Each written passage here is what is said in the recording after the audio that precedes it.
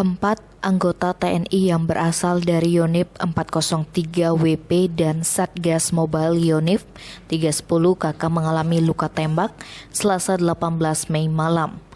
Mereka ditembak kelompok kriminal bersenjata saat melintas di Jembatan Kayu 2, Kampung Yapi Makot, Distrik Serambakon, Kabupaten Pegunungan Bintang, Papua.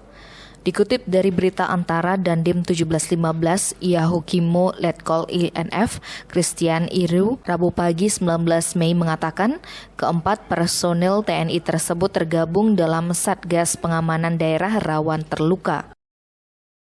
Sebelumnya, satu personel Satgas Nemangkawi terluka dalam baku tembak dengan kelompok kriminal bersenjata di Kampung Maki, Kabupaten Puncak yang terjadi Selasa 18 Mei dini hari. Menurut Kapolda Papua Irjen Pol Pahiri di Jayapura, personel Satgas Nemangkawi terkena tembak di bagian kakinya saat kontak tembak dengan KKB. Anggota Satgas Nemangkawi berupaya mendekati dan masuk ke Maki karena kampung tersebut merupakan basis KKB. Menurut laporan, ada beberapa pimpinan KKB di kampung tersebut, di antaranya Lingkar, Celtius Walker, dan Penny Murib.